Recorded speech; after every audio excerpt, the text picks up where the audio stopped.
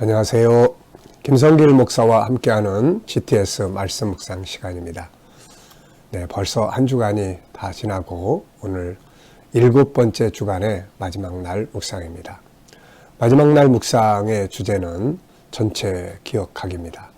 한 주간 동안 묵상해왔던 내용들 전체를 다시 한번 기억하고 또 암송하고 그런 시간이죠.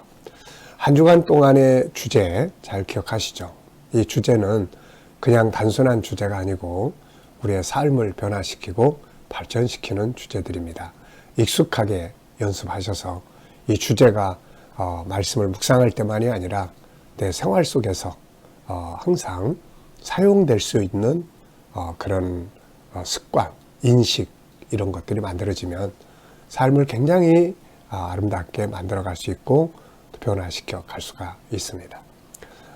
첫째 날은 전체를 내 생각 속에다가 그림 찍듯이 사진 찍듯이 집어넣는 것이고, 그 다음에 이제 두 번째 날은 중요한 것을 찾는 훈련이에요. 세 번째 날은 숨겨진 비밀을 찾는 것이고, 네 번째 날은 하나님의 마음 느끼고, 다섯 번째 날은 사람과의 관계나 환경과의 관계를 잘 만들기 위한 묵상입니다. 여섯째 날은 이제 아는 것, 또 배운 것, 가지고 있는 것을 잘 응용하는 묵상이에요. 그리고 일곱째 날은 전체를 기억하고 중요한 것을 이제 우리가 함께 나누는 그런 시간입니다. 자, 그러면 오늘도 이제 우리 사도신경을 한번 읽어보도록 하겠습니다. 우리가 이것은 다 암송하는 내용이기 때문에 기억하는 것은 다 잘 하실 거예요. 다만 내용 하나하나를 깊이 묵상하는 이 부분은 우리가 훈련을 해야 되는 거죠. 자, 한번 같이 보겠습니다.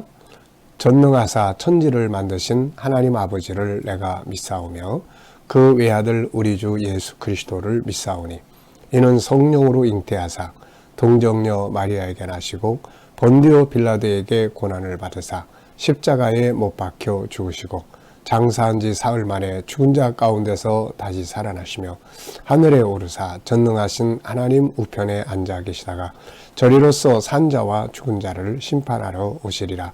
성령을 믿사오며 거룩한 공회와 성도가 서로 교통하는 것과 죄를 사하여 주시는 것과 몸이 다시 사는 것과 영원히 사는 것을 믿사옵나이다. 아멘.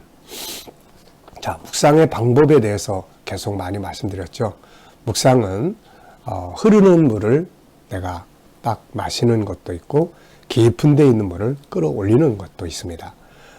그렇게 하기 위해서는 먼저 전체적 흐름 속에서 내가 깨닫고 느끼고 은혜 받는 부분들을 찾고, 그 다음에 이제 두 번째는 단어 하나, 문장 하나를 읽으면서 그걸 좀 깊이 이렇게 생각을 해보는 거죠.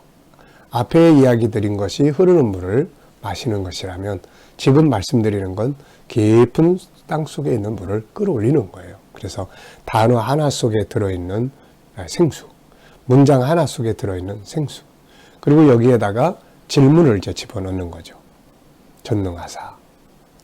하나님은 그 전능하심을 가지고 무엇을 하셨는가? 또 나하고 관계도 또 물어볼 수 있는 거죠. 전능하신 하나님을 내가 믿는다고 고백을 하는데 그렇다면 나는 어떻게 살아야 하는가? 그래서 우리가 질문 많이 하잖아요.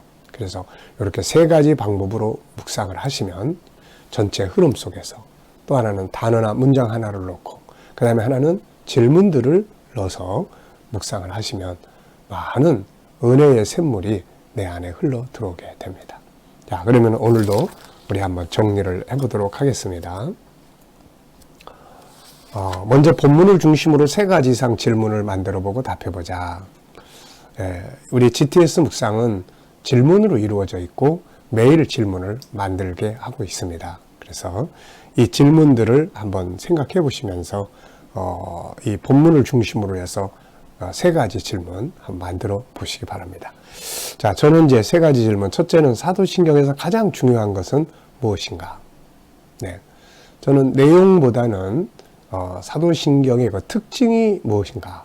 네, 이걸 좀 생각을 해봤습니다. 그래서 고백과 삶, 네, 고백이 삶이 돼야 되고 삶이 고백이 돼야 된다. 그래서 단지 외우는 고백문이 아니라 사는 고백문. 돼야 된다는 생각을 해봤고요. 두 번째는 사도신경의 내용, 믿음의 3대 요소를 고백하고 있죠. 누굴 믿느냐, 그리고 어떻게 믿느냐, 무엇을 믿느냐. 사도신경은 그 세 가지의 내용을 고백을 하고 있습니다. 네. 그 다음에 세 번째는 사도신경을 고백하면서 바꿔야 될 나의 삶의 부분은 무엇이 있는가. 전능하신 하나님, 또 예수 그리스도, 또 성령 하나님, 그 하나님 삼일체 하나님을 믿으면서 내가 과연 그 이름에 합당한 삶을 살고 있는지, 또 능력 있게 살고 있는지, 또 변화돼서 살아가고 있는지, 이런 것들을 좀 생각해 봐야 되고요. 또 성도가 서로 교통하는 것과 또 교제하는 것, 또 거룩한 공회, 이걸 믿으면서 내 삶에서 혹시라도 그 고백에 이렇게 안 맞는 그런 삶이 있지는 않는지, 또 죄 사함 받고 또 변화, 또 부활의 그런 미래를 믿고 하나님의 나라의 영생을 믿는다면은 그런 믿음의 삶을 어떻게 살아가야 하는가.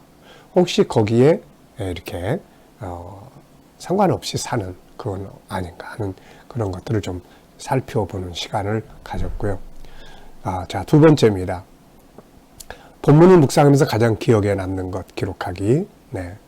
저는 이제 이 본문을, 이 사도신경을 기억할 때마다 항상 이제 기억나는 사람들. 지난날에 그 코바디스, 또 그 로마 지하 카타콤, 정말 이 신앙 고백을 진짜 고백으로 지키기 위해서 목숨을 바쳤던 사람들의 생각이 많이 나요. 그래서 사도신경 그러면 그게 딱 떠오릅니다. 그래서 진짜 이게 늘 외우는 고백이 아니라 내 삶에서 이걸 지키기 위한 그 싸움을 싸워나가는 그런 어떤 것들을 좀 생각해 보게 됩니다. 자, 세 번째는 한 주간 동안 지나오면서 예수님과 관계된 나의 이야기. 우리가 사도신경에서도 예수님의 죽으심을 고백하고 부활하심을 고백하잖아요. 그럼 부활하셔서 살아계시다면은 이분과 늘 함께 관계를 갖고 그분이 살아계셔라고 하는 것을 말할 수 있는 그런 은혜의 체험과 삶을 살아야 하는데, 이것이 이제 주님과 관계를 맺어가는 삶이에요. 그래서 거기에 이제 가장 중요한 게 묵상이고, 그 다음에 기도고 소통입니다. 기도 속에서 성령의 감동을 통해서 그분의 살아계심을 경험하고, 묵상 속에서 은혜의 감동을 통해서 그분의 살아계심을 경험하고, 또 주님 이럴 때 어떻게 해야 될까요? 주님이라면 어떻게 하시겠어요? 이런 이제 그 교통의 시간들을 가지고 그 교통을 할 때 그 속에서 이제 주님의 살아계심, 그분이 내 속에서 일하시는구나 하는 것들을 경험할 수가 있게 되는 거죠. 그래서 이런 소통의, 주님과 소통의 삶이 아주 익숙해지는 것이 아주 중요합니다. 자, 예수님 때문에 고난받은 것이나 행동한 것들을 써보자. 저는 예수님 때문에 행복하고 감사하다. 예수 안에 있으면 아무리 어려운 문제도 은혜롭게 해결할 수가 있는 것 같아요. 때로는 받아들일 수도 있고, 예수님의 십자가 앞에서 그분이 아버지께서 내게 주신 잔을 내가 마시지 않겠느냐, 이걸 생각을 하면 우리도, 나도 어려움 속에 있을 때 아버지께서 이것을 나에게 주시는 잔이라면 내가 마셔야지 하는 생각을 하게 되거든요. 뭐 이 세상의 것들을 좀 잃어버렸다 했을 때도 하늘을 생각하면은 그래, 천국에 다 있는데 뭐, 네, 좀 양보해야 되고 손해봐야 되고 내가 좀 더 희생돼야 되는 상황들이 왔을 때는 그래, 아직 모르니까 내가 그래도 하나님의 예수 그리스도 먼저 믿은 사람인데, 그러면 이제 그걸 또 할 수 있는 이런 부분도 생기고요. 그래서 예수 안에서 있으면 모든 게 다 행복하게 되는 것 같습니다. 자, 특별히 한 주간 감사했던 것들, 묵상, 기도, 건강, 또 사역, 뭐 이런 등등입니다. 자, 본문 전체를 한번 상상해 보기. 자, 한번 다 같이 다시 한번 이제 생각을 깊이 하면서 사도신경을 한번 암송해 보겠습니다. 전능하사 천지를 만드신 하나님 아버지를 내가 믿사오며 그 외아들 우리 주 예수 그리스도를 믿사오니 이는 성령으로 잉태하사 동정녀 마리아에게 나시고 본디오 빌라도에게 고난을 받으사 십자가에 못 박혀 죽으시고 장사한 지 사흘 만에 죽은 자 가운데서 다시 살아나시며 하늘에 오르사 전능하신 하나님 보좌 우편에 앉아 계시다가 저리로서 산자와 죽은 자를 심판하러 오시리라. 성령을 믿사오며 거룩한 공예와 성도가 서로 교통하는 것과 죄를 사하여 주시는 것과 몸이 다시 사는 것과 영원히 사는 것을 믿사옵나이다. 아멘. 이 영원히 사는 것을 믿사옵나이다 할 때는 계시록 21장 22장이 쫙 펼쳐지면 얼마나 좋겠습니까? 네. 자, 그러면 이제 오늘도 우리 중요한 내용들 한번 정리해 보죠. 먼저 사도신경의 특징입니다. 사도신경은 기독교 역사에서 가장 오래된 신앙 고백문 중에 하나예요. 기독교 역사 속에 이 신앙 고백이 참 많습니다. 근데 그 중에서 가장 오래되고 가장 짧으면서 간결하면서 성경 전체를 담고 있는 신앙 고백, 그게 사도신경이에요. 네. 사도들에 의해서 만들어졌다는 이야기도 있으나 그보다는 어느 때인지 모르지만 초대교회 공동체가 신앙을 고백하기 위해서 만든 것이라고 보고 있다. 중요한 것은 내용이다. 사도신경은 십계명이나 주기도문처럼 주님이 직접 주신 것은 아니지만 성경을 바탕으로 해서 만들어진 고백서죠. 일부에서는 천주교에서 만든 것이라고 하여 사용하지 않는 단체도 있지만 대부분의 기독교 공동체에서는 이것을 우리의 신앙 고백서로 인정하고 고백하고 있습니다. 천주교에서 이걸 만들었다. 그건 아닌 것 같아요. 왜냐하면은 천주교가 그야말로 로마교가 이 기독교를 인정한 것이 서기 313년. 그리고 이 로마가 이 완전히 기독교 국가로서의 이 국교가 된 것은 393년인가 될 거예요. 그러다 보니까 이 사도신경은 2세기 말, 그러니까 어떻게 보면은 초대교회에서부터 출발되어졌다, 이렇게 볼 수 있는 거죠. 그래서 가장 오래된 문서에 나타나는 것이 2세기 말쯤에 이렇게 나타났습니다. 그러니까 100년대에서 후반부에 등장을 한 거죠. 그러니까 분명히 초대교회 성도들이 뭔가를 고백을 했을 거예요. 근데 그런 것들이 자꾸 전파되고 하면서 나중에는 하나의 이제 문서에 등장할 정도로 그렇게 된 겁니다. 그래서 천주교에서 사도신경을 만들었다기보다는 사도신경을 자기들에게 맞게끔 자기들이 편집을 했다, 이렇게 볼 수도 있는 거죠.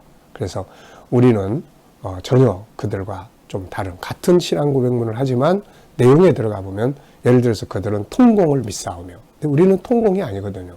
무슨 통공이라는 것은 죽은 자와 산 자의 공로가 왔다 갔다 하는 건데 이거는 성경적 교리가 아니에요. 그래서 자기들 편의에 맞도록 좀 이렇게 바꾼 내용은 있을지 모르지만은 사도신경 자체는 그들이 국교화되기 이전, 로마 교회화되기 훨씬 전부터 이 사도신경은 고백되어져 온 것이다, 이렇게 우리가 보면 되겠습니다.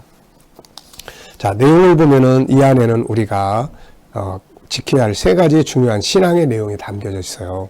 첫째는 신앙의 대상입니다.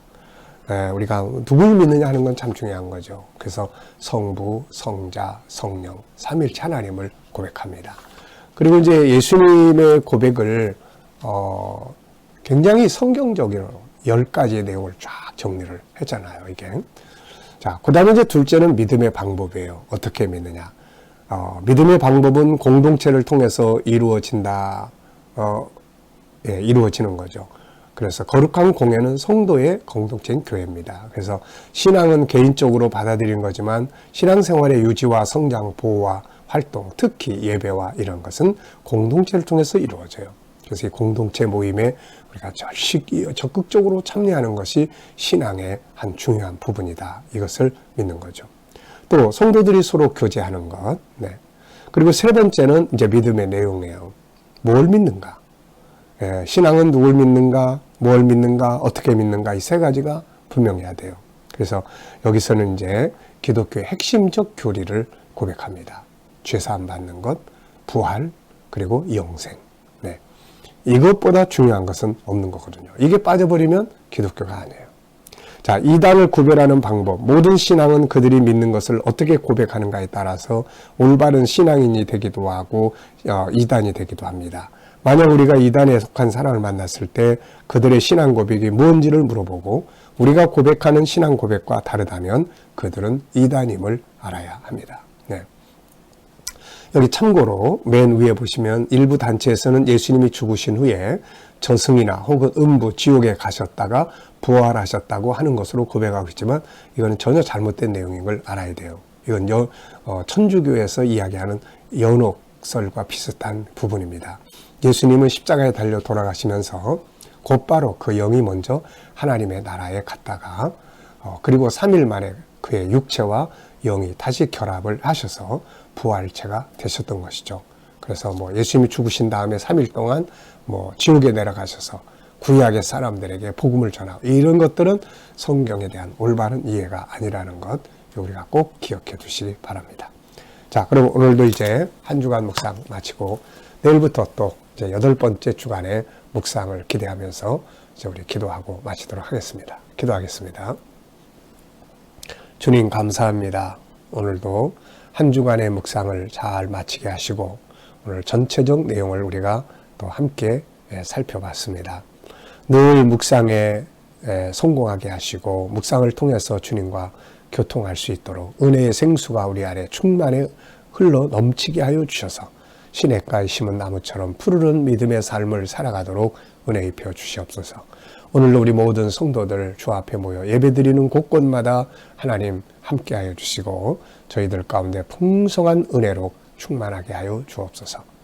주님, 오늘도 우리 자녀들과 친척들, 이웃들, 믿지 않는 자들 다 주께로 돌아오게 해주시고 또 우리 모든 성도들이 머무는 삶의 현장마다 보호하시고 지켜주셔서 코로나 바이러스로부터 머리털 하나 상하지 않도록 지켜주시고 또 저희들의 삶의 터전들, 직장과 사업장들을 보호하여 주시고 형통케 하여 주시며 또 하나님 저들의 가진 꿈과 비전들이 주 안에서 다 형통하게 하여 주시옵시고 또 치료받는 우리 모든 성도들에게 성령의 능력과 치유 역사가 강하게 역사하여 주셔서 모든 질병으로부터 자유함을 얻게 하여 주시옵소서.